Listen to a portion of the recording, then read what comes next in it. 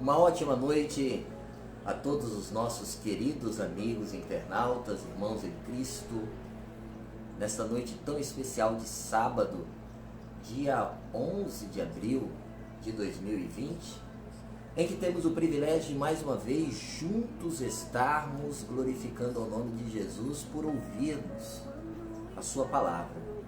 Que bom que você está comigo, que eu estou contigo, que nós estamos juntos na presença de Deus. Que bom é poder desfrutar desse momento, dessa ambiência, dessa graça, de poder ouvir, refletir e praticar a vontade perfeita, boa e agradável do nosso Pai. Que bom é estarmos juntos. E juntos eu quero convidar você a colocar os seus pensamentos, a sua vontade, o seu coração diante de Deus. Em uma oração, juntos pediremos para que Deus fale conosco mais uma vez nessa noite. Para que Deus nos revele a sua vontade, preencha o nosso coração e faça com que os seus propósitos passem pela via de nossa existência. Você quer orar comigo? Feche os teus olhos, abre o teu coração diante de Deus e oremos ao Senhor. Querido Jesus, nós te agradecemos, te louvamos, te glorificamos e na ousadia do teu santo e poderoso nome, do teu feito glorioso e eterno, entramos na presença do Pai, dando glórias ao Deus vivo e maravilhoso, por estarmos junto a Ti nessa noite. Continue a falar conosco sobre a nossa vida, a Tua vontade, e recebe os frutos de nosso interesse diante de Ti, Senhor. Que esse interesse revele a Tua vontade personificada em nossas ações. E que a glória do Teu nome, ó Senhor, faça valer cada existência, cada vida, cada família. Que a Tua existência em nós preencha todo o vazio e nos faça viver. Nós oramos, Pai, muito felizes por estarmos na pessoa de Jesus Cristo diante de Ti, conduzindo não só as nossas vozes, mas o nosso coração à Tua presença. Oramos em nome de Jesus. Amém. Bom, nós estamos fazendo menção não a texto, mas a um propósito muito especial nessa semana. Reflexão sobre a Páscoa. E falamos da Páscoa desde o Éxodo. E chegamos na última nossa ocorrida na data de ontem. Chegamos até a pessoa de Moisés. Chegamos até o momento em que os filhos de Deus, o povo de Deus, reúne-se em suas casas para aguardar que a vontade de Deus os liberte completamente da escravidão do Egito.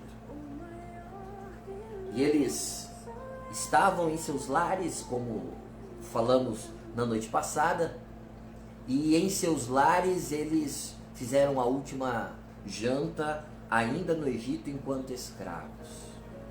Aprontaram todas as coisas, porque o sangue passado à porta, o sangue que foi chapiscado nos umbrais, nos portais de cada família de Deus, era um sinal de que o anjo da morte não passaria por ali. E aí nós terminamos falando sobre a saída, do povo de Deus da posse do Egito. E nessa saída houve muita comemoração. houve muita alegria, houve muitos motivos para sorrir, para adorar a Deus, para iniciar uma alegria significativa, pois são 400 anos de escravidão.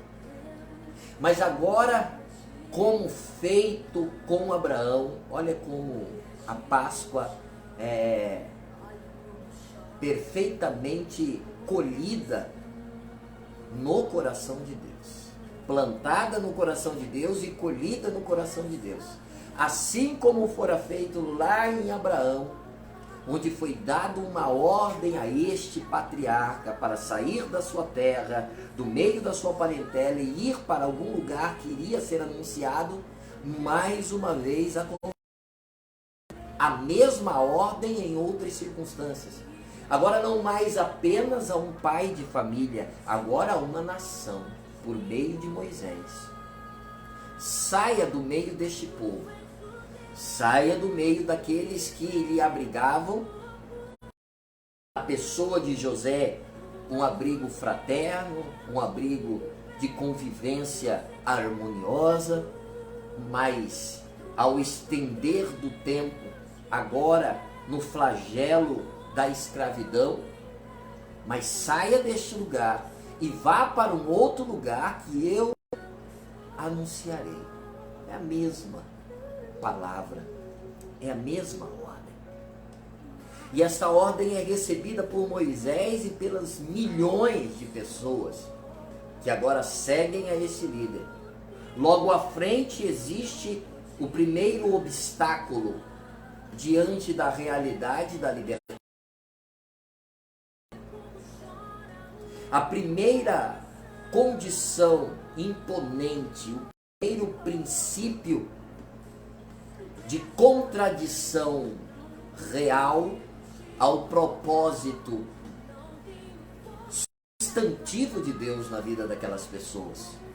Está o mar diante deles e está Faraó com a tropa ao seu encalço. É preciso romper. E já como feito em Abraão, já no início desta caminhada, há que se apegar o povo à fé no Deus que demonstrou o seu amor, o seu poder e o seu triunfo ao libertá-los do Egito.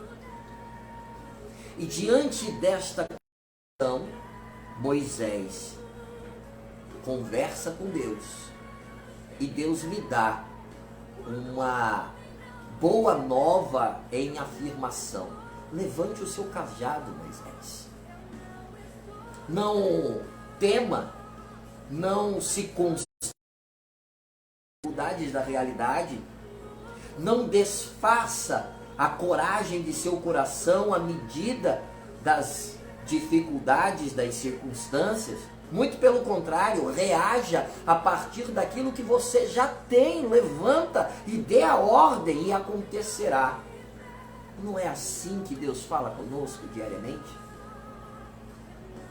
Todos os dias não somos convidados a levantar o nosso cajado em o nome de Jesus e continuar marchando na vontade soberana desse Deus que nos amou? Mas muitos são os desafios, muitas são as dificuldades, importantes são os inimigos. Entretanto, o que há em nós é maior do que há no mundo, diz a palavra. O que há dentro de mim e dentro de você é exclusivo e eterno, e está à nossa disposição para continuarmos.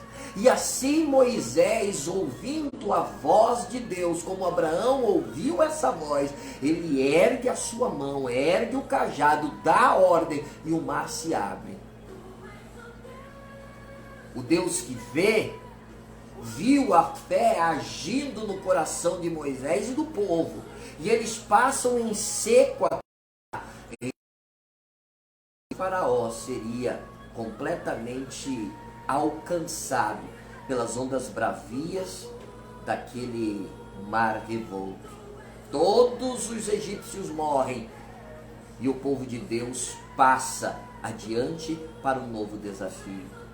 Como dito desde terça-feira no Papo Família, existem certos momentos, existem certas providências, existem certas evidências. Evidenciar, parece deixar claro a nós que nós somos povo exclusivo de Deus, que nós somos alvo exclusivo do amor de Deus, que nós somos detentores de uma condição de especialidade. E isso às vezes engole aquilo que deveria ser expandido. E isso às vezes enclausura, aprisiona aquilo que deveria ser liberto. E o povo de Deus que se vê nessa condição de privilégio não consegue perceber de fato o que isso significa.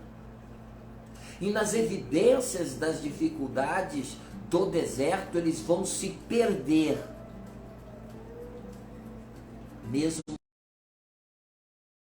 presença de É isso que acontece quando nós não compreendemos de fato quem é Deus e quem somos nós em Deus. Qual é o seu propósito e o que isso significa. Nos perdemos em palavras, nos perdemos em pensamentos, nos perdemos na vergonha, nos perdemos na obsessão, nos perdemos no desejo equivocado, nos perdemos na falência de forças, nos perdemos na dúvida, nos perdemos na vaidade. Existem tantas coisas que nos levam ao caminho do perdido, ao caminho da perdição, ao caminho do desvaneio. E me parece, nós estamos estudando isso já há 3 dias, me parece que o Senhor sempre vem com o propósito de nos ensinar que o que temos em nós é tão poderoso e tão maravilhoso que deve ser compartilhado com tanta generosidade, com tanta vida, com tanta vontade, com tanta expressão de realeza, porque de fato nós somos reais em Deus. Mas não era isso que se via no deserto. Alguns pretendiam voltar, alguns pretendiam abandonar a vida de liberdade para voltar à escravidão e pronunciavam a isso através da murmuração, através de uma glória pessoal de vangloriar-se em detrimento à glória de Deus, de apresentar-se. E Moisés, o homem mais manso da terra, passa por diversas tribulações em razão desta falta de entender e de viver esse entendimento.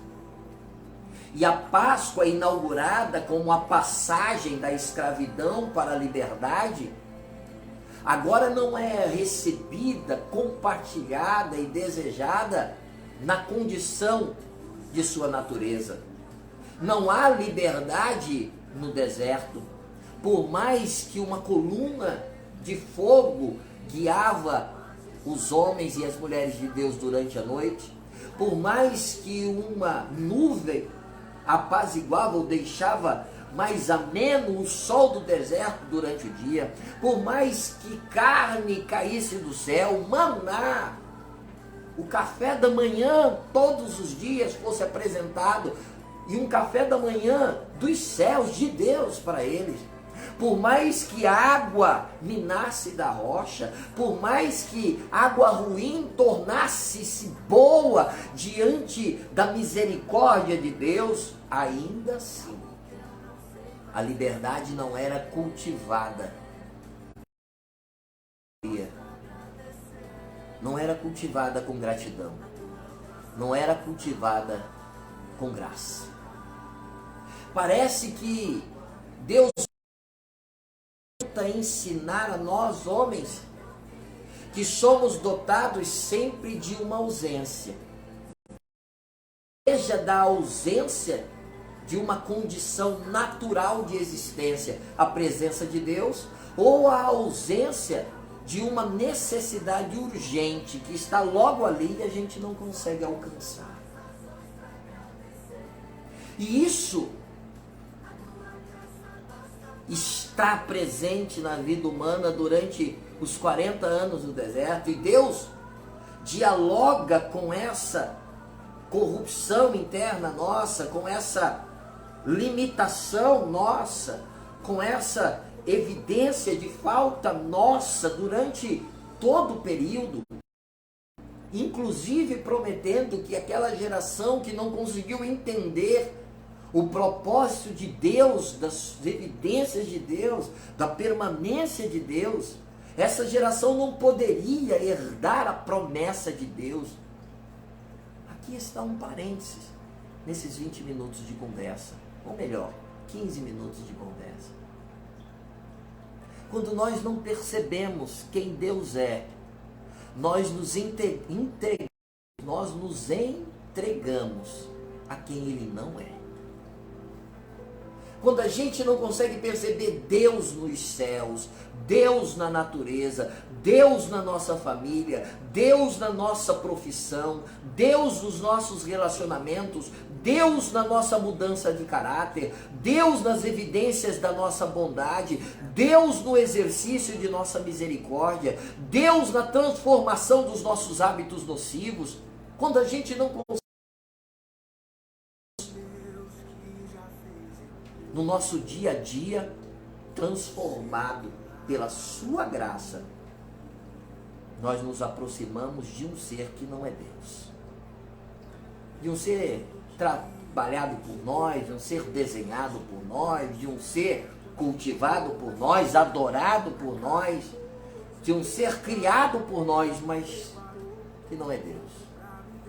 E assim o povo que se sentia escolhido, o povo que se sentia separado, o povo que não era apenas um instrumento de Deus, mas eram eleitos de Deus para um propósito de separação, continuava fazendo os seus deuses,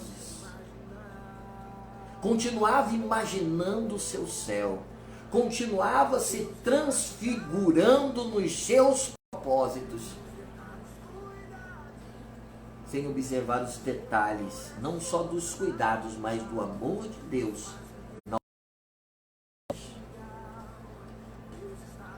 E Moisés morre, tendo uma plena comunhão com Deus, mas não conseguindo transmitir essa comunhão a todo o povo. Deus encontra-se com Moisés face a face. Moisés esconde-se em uma rocha, na frecha de uma rocha, porque a glória de Deus, o povo fica com um temor exacerbado, fica com medo, terror diante daquela glória, e pede para que só Moisés fale com Deus, porque é terrível demais falar com Deus.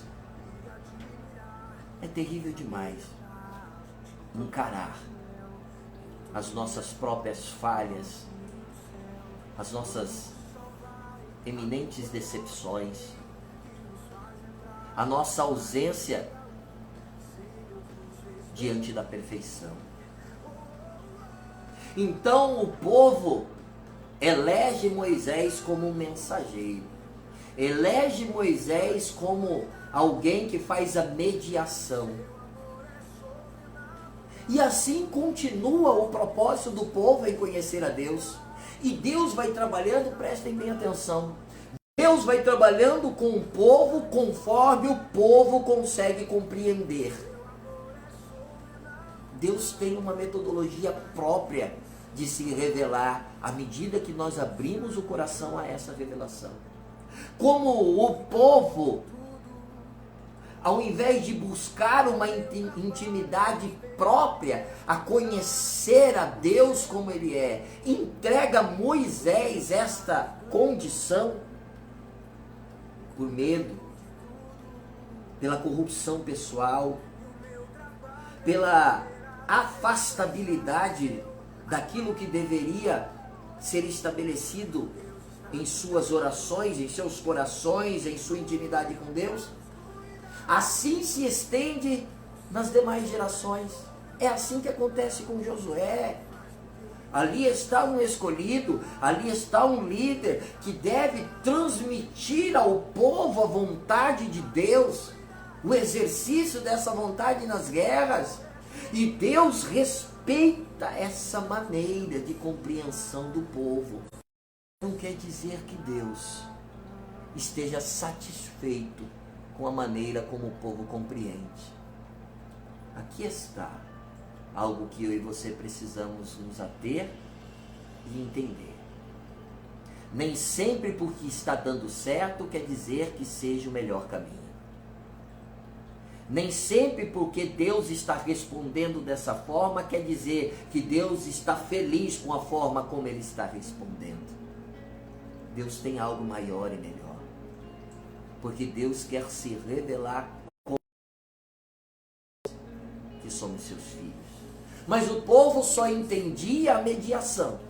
O povo só entendia o discípulo, o líder, o mediador, aquele que detém a palavra em seu meio, no meio do povo, para transmitir essa palavra e a partir daí também transmitir a segurança. Acontece com Josué.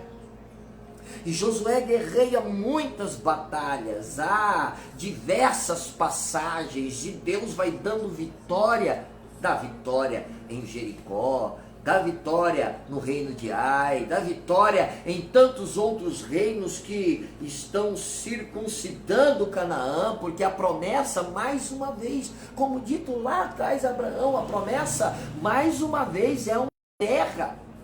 Mas será que é a terra? Apenas a terra? Será que é apenas a comunhão de um povo?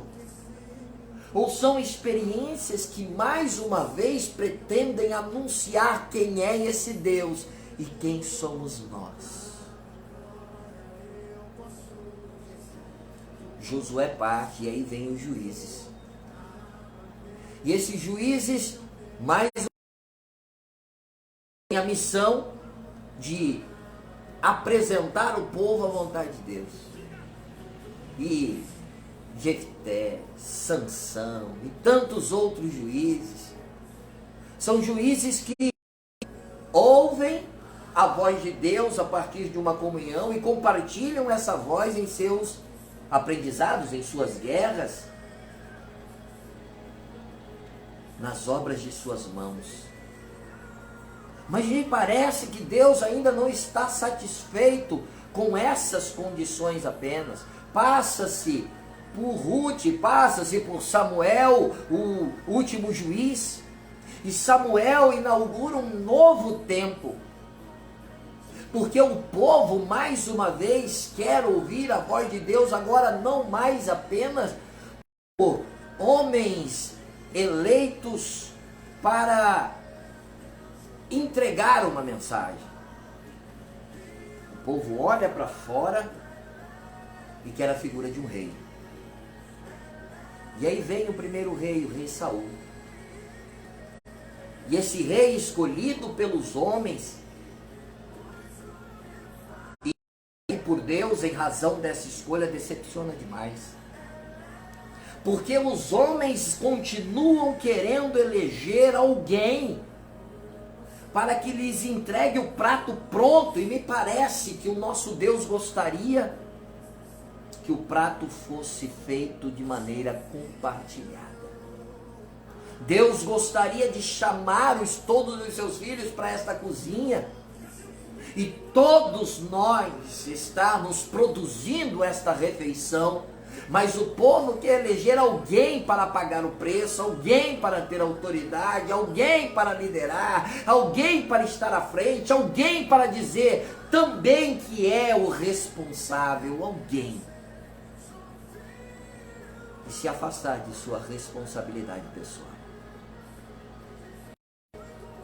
Vem Davi, o homem segundo o coração de Deus, e anuncia ao povo uma maneira diferente de entender quem é esse Deus. Porque Davi é aquele homem que, por mais que tenha dificuldades humanas, ele se agarra na misericórdia divina, no amor de Deus. Ele tem satisfação de estar na presença de Deus. A mão dele é cheia de sangue, o coração dele é cheio de amor. É um homem que erra, mas que tem as evidências da paz de Deus em seu espírito.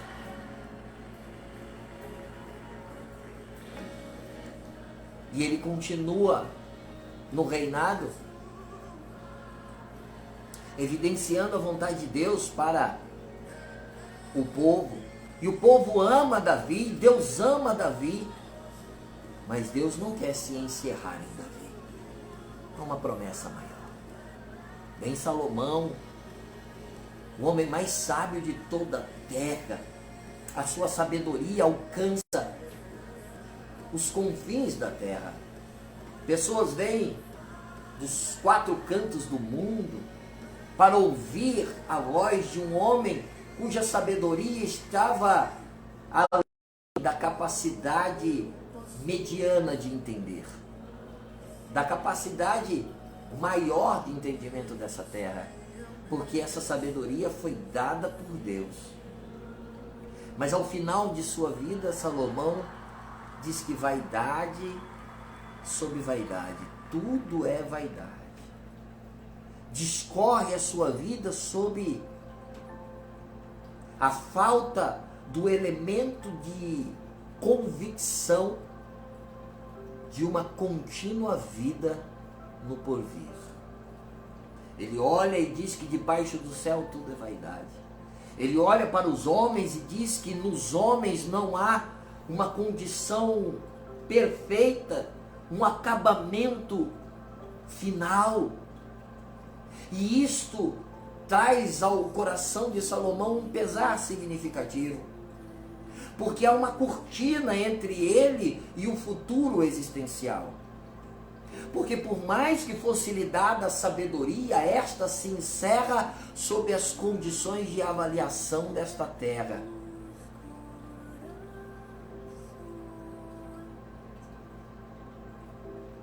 E depois de Salomão há uma divisão. E o povo de Deus é dividido em vários povos, sob 2 nações. Mas dentro dessas nações é diversa dissensão. E este povo que não recebe, ou melhor, não ouve a voz desse Deus que chama para um mesmo, para compartilhar uma mesma natureza, para sentir uma mesma paz, para sorrir um mesmo sorriso, para dialogar uma mesma reflexão e para amarem o mesmo coração. Esse povo que não escuta esse chamado, esse povo é exilado. Esse povo é exilado pelos babilônicos, esse povo é exilado pelos persas, esse povo é exilado pelos assírios, escravizado mais uma vez. E os profetas vêm no tempo da escravidão, todos eles surgem para mais uma vez dizer que a liberdade tinha sido dada como um presente, como uma Páscoa, como a evidência do amor de Deus, e que os homens haviam se despojado, haviam desistido dessa liberdade para se aprisionar em suas condições de afastamento de Deus. Surgem todos os profetas anunciando que Deus queria um povo próximo a si, mas não como outrora. Por mais que haviam boas memórias no passado, estas jamais poderiam ser as melhores memórias, porque viriam outros momentos, existiriam outras experiências, e essas experiências, em razão do processo de ensino e aprendizagem estabelecidas por Deus e vividas por nós, anunciaria um novo e um especial tempo. E depois de centenas de anos, em Belém, uma moça, uma virgem, recebe a visita de um anjo, que a chama de bem-aventurada. E diz a ela que de seu ventre nasceria o Rei da eternidade, o Senhor de todos os tempos, cujo reinado traria felicidade e paz ao mundo e ao mesmo tempo guerra e dissensão, pois transpassaria corações. E esta virgem, ela assombrada com tamanha revelação, diante do mensageiro de Deus, diz: mas eu não posso conceber, eu nunca tive encontro com nenhum homem. E o anjo a esclarece: o que vem de ti não vem de homem, vem de Deus, vem do Eterno. A mensagem que Deus queria viver com a humanidade desde o início da criação, personificada em um filho, em um menino, que nasceria de uma virgem, fruto do Espírito Santo, e que mudaria a história da humanidade. E na plenitude dos tempos ele veio, em uma casa humilde, em um lugar que não tinha o foco das pessoas, em uma terra distante da grandeza das grandes metrópoles daqueles dias. Surge aquele menino e nasce em uma manjedoura, em um estábulo de cavalos, de animais. Não existia nenhum ambiente que lhe abrisse as portas para recebê-lo naquele momento. Deus estava anunciando a partir daquele ato que ele bateria na porta dos corações, que ele bateria nos lares, que ele se revelaria através de sua palavra, utilizando-se de muitos instrumentos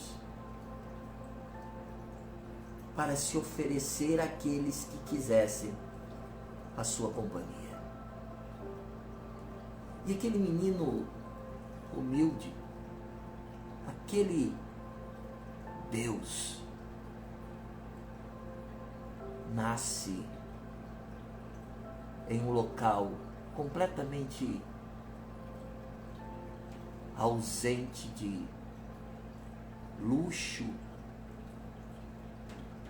ausente de melhores condições, mas logo é reconhecido por homens que olhavam para o céu. Os reis, guiados por uma estrela, seguem o rastro da criação e se achegam ao Rei dos Reis e Senhor dos Senhores. Apresentam perfume, apresentam ouro, apresentam mirra, apresentam o que eles poderiam oferecer de melhor. Mas a oferta não significa necessariamente a melhor disposição de entrega, mas sim o fato deles olharem para o céu e reconhecerem que ali, no céu, havia escrito que a não mais seria a mesma, e eles seguiram o rastro daquela escrita até chegarem ao Deus menino, Jesus de Nazaré. Porque foi para Nazaré que ele se mudou. E na condição de humildade, no ofício de carpinteiro, foi menino como os demais meninos, foi adolescente como adolescentes eram, mas foi um homem inesquecível a toda a humanidade.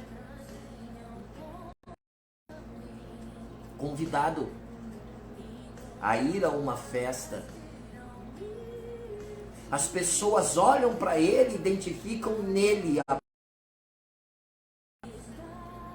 Havia acabado o vinho, a vergonha estava estabelecida. A mãe de Jesus, que o conhecia como ninguém nessa terra até então, olha para os servos daquela festa, apontam a Jesus como provedor e diz: façam o que ele vos mandar. E eis o primeiro milagre. A vergonha se estabeleceria pela ausência, a alegria se colocou como providência. A água foi transformada em vinho, e no melhor vinho que as pessoas poderiam tomar. Desde então, aquele pai que eu conversava com vocês, que queria chamar os seus filhos para um ambiente de relacionamento, de verdade, um ambiente de consciente verdade, um ambiente de construção. Agora, na pessoa de Jesus, vai revelar o que esse ambiente significa. O sandálias em chão duro, viaja a pé, levando as boas novas do Evangelho. Chega diante de alguém que tinha um coração perceptível. Ele se apresenta para que se cumprisse a vontade de Deus, o batismo. E este homem chamado João, Jesus olha para ele e diz: mas tu vens a mim? Eu é que devo ir a ti. E nesta construção de diálogo, que não só nesse momento, mas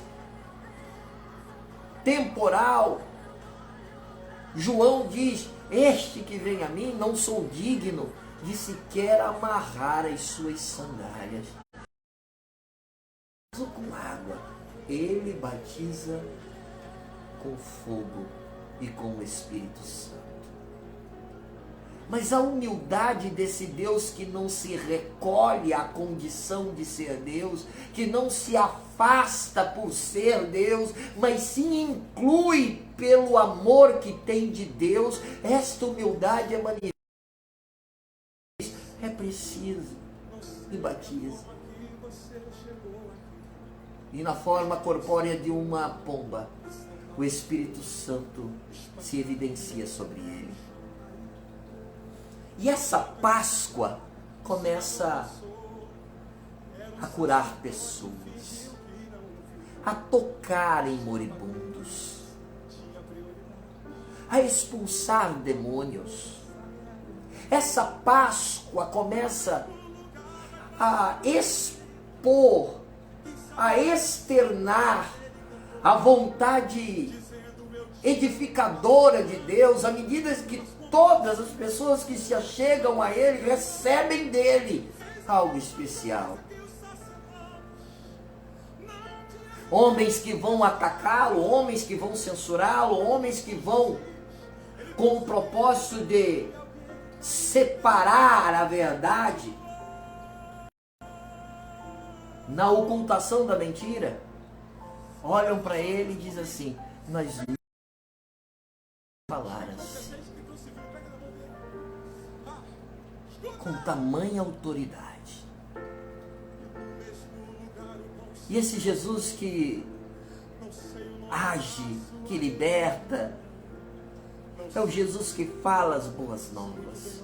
É o Jesus que compreende a necessidade humana. É o Jesus que dialoga com essa necessidade, não só com as intenções do necessitado, mas com as evidências de sua necessidade.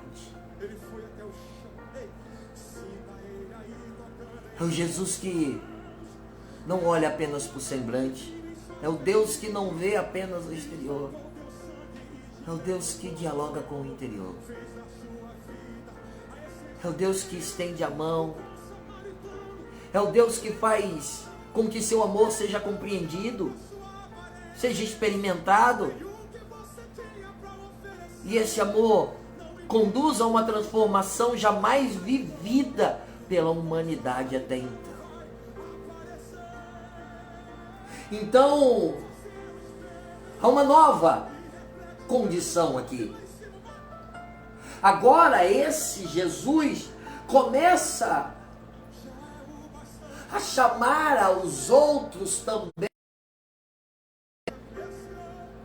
filhos de Deus.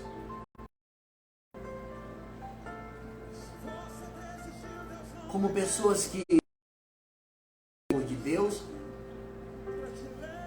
para a multiplicação desse amor. Jesus, o primeiro, maior mandamento: ama o Senhor teu Deus de todo o teu coração, de toda a tua alma, de toda a sua força. E é esse mesmo Jesus que diz que o segundo e tão poderoso mandamento: ama o teu próximo como a ti mesmo. Agora a mensagem da recenticidade dessa experiência do indivíduo com Deus e do indivíduo com o indivíduo faz-nos apresentar um novo modelo de amor, de fraternidade, de comunhão e de vida. Há uma nova Páscoa aí. Será que há uma nova Páscoa mesmo? Ou as evidências dessa Páscoa já estavam desde o Éden, mas não conseguiram ser devidamente entendidas por aqueles que foram convidados? Talvez como a parábola da festa de casamento, das bodas, em que Jesus diz que o convidado, em que foi dado convite a tantos, mas tantos não atenderam, que tinham diversas funções, atribuições, missões, que tinham tanta coisa para fazer e simplesmente deixaram de lado o melhor convite. Mas a festa precisava ser cheia, a festa precisava estar repleta. E Deus chamou aqueles que não podiam entender por si, mas receberam porque se sentiam felizes em receber. Então, as boas novas do Evangelho eram loucura para os sábios, mas para aqueles que não eram sábios, para aqueles que tinham necessidades expressivas, estes recebiam as boas novas como boas novas que eram. As bodas precisavam estar cheias. E Jesus evidencia isso através da sua gratidão a Deus e do seu amor compartilhado com o próximo. E agora milhares e milhares de pessoas seguiam ao Senhor Jesus em razão de condições pessoais, mas muito mais por aquilo que ele dizia e fazia. Agora não havia mais divisão entre pobres e ricos, não havia mais divisão entre aqueles que podiam e não podiam.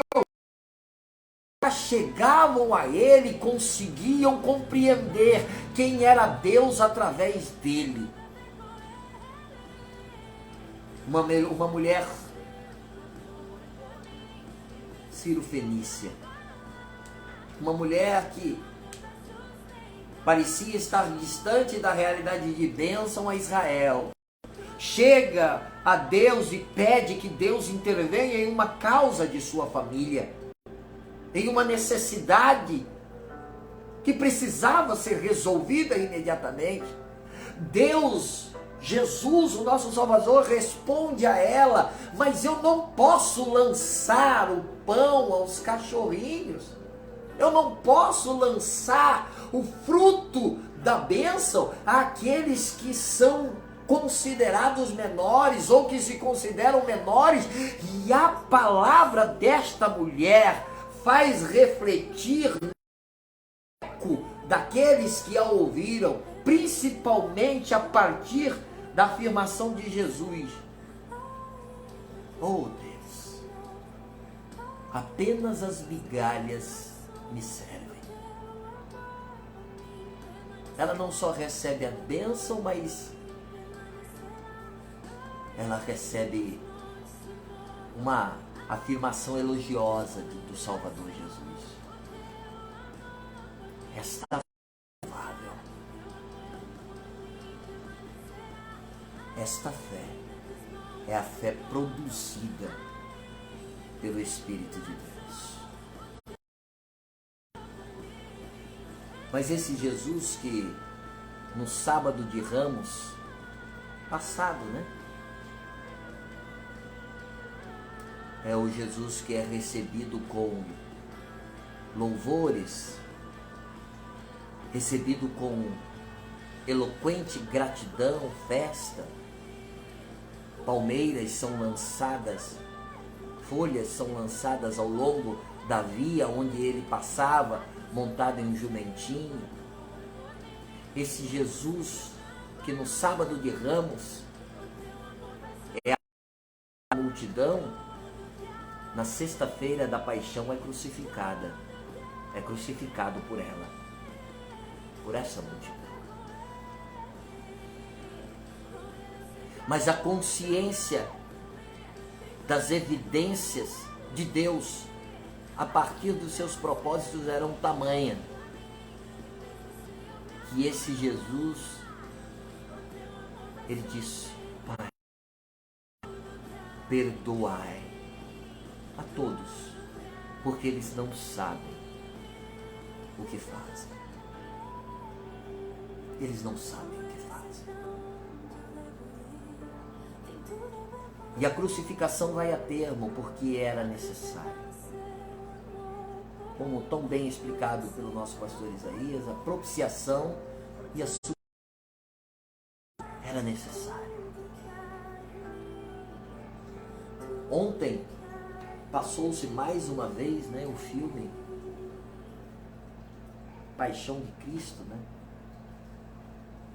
mais uma vez aquela obra cinematográfica de Mel Gibson foi lançada à evidência do nosso canal aberto. E você e eu, nós podemos acompanhar o sofrimento de Deus de perto, mais uma vez. E não houve um sentido, um centímetro de sentido sequer, de desistência da parte de Deus em fazer a vontade soberana do Pai, desse Deus Jesus. Em tudo sofreu, mas em nada negou a vitalidade dessa obra. Ao terceiro dia ele ressuscita. E nesse terceiro dia as mulheres vão ao encontro lá no túmulo, mas não encontram ninguém. E ali personagens do céu se apresentam a ela e diz: por que vocês procuram entre os homens aquele que é Deus? Entre os mortos aquele que vive. Aí vem a nossa Páscoa. Então essa Páscoa de convívio desde o Éden e agora completamente revelada na ressurreição de Cristo, nos faz compreender que o desejo de Deus é ser um conosco. Talvez você ache isso um espanto, talvez você ache isso um absurdo, talvez você algo incompreensível, como Deus quer ser um comigo? Pois foi isso que Jesus disse. Ele conosco, o Pai nele, nós somos um. A Páscoa na ressurreição de Cristo nos evidencia isso. A morte foi vencida pela vida, a luz venceu as trevas, a graça superabundou aonde havia o pecado, e nós somos livres para sermos filhos de Deus. Livre eu sou. Chegamos a mais um tempo de compreensão, do que a Páscoa quer dizer. Amanhã às 10 da manhã nós terminaremos falando sobre o futuro dessa Páscoa, que nos chama para viver para sempre. Que bom que diante dessa glória revelada em Cristo, nós estamos vivendo. Que bom. Vamos agradecer a Deus? Vamos louvar ao nome de Jesus pelo privilégio de mais uma vez termos a consciência do que de fato nós somos e de quem Ele é. Obrigado, Senhor Jesus. Obrigado, obrigado, obrigado pela vida. Obrigado pela sua graça, obrigado pelo seu amor, obrigado pela sua compreensão, obrigado, meu Deus, pela fidelidade, obrigado, ó Senhor, assistir e resistir. Obrigado, meu Deus, por nos ensinar, obrigado pela ressurreição de Cristo, obrigado ao Senhor Jesus pela Páscoa, que significa uma passagem do que era velho para o que é novo em Deus. Obrigado porque em tudo o teu nome é glorificado. Obrigado, Senhor. Obrigado. Amém. Glória a Deus. Bom é falar, a respeito da palavra do Senhor. Bom é viver a palavra de Deus. Bom é sentir a palavra de Deus dentro de nós. Bom é experimentar a grandeza de Deus por meio desta palavra. Bom é compreender nessa palavra o nosso propósito. Bom é estar com você na presença de Deus. Amanhã às 10 horas da manhã estaremos juntos novamente. Essa noite tem uma live aí, do cantor Fernandinho. Às 10 horas, horário de Brasília, 21 horas, provavelmente aqui em Mato Grosso. Se você tiver aí o desejo de se alegrar com canções que glorificam a Deus, participe, vai ser maravilhoso. Eu espero que você tenha uma noite muito agradável e feliz. Entre nas nossas redes sociais, no Face, no Instagram, lá também no nosso canal do YouTube. Por esses dias nós vamos lançar mais vídeos lá, vai acompanhando. Vamos ouvir a voz de Deus e andar nessa voz. São 19 horas, 19 horas, está chegando aí, faltam 2 minutos para as 19. Nós passamos 1 hora juntos e que bom, passou rápido, Falar de Deus nos faz experimentar coisas que de fato nos fazem pessoas melhores. Que Deus abençoe a você, que Deus abençoe a sua casa, que Deus abençoe a sua família, que Deus abençoe os seus propósitos e seja livre em Deus. Deus, a graça que há na pessoa do nosso Senhor e Salvador Jesus Cristo, a paz e as consolações do Espírito Santo seja com todos nós. Oramos felizes no nome de Jesus. Um grande abraço a todos e fiquemos na graça e na paz do Senhor.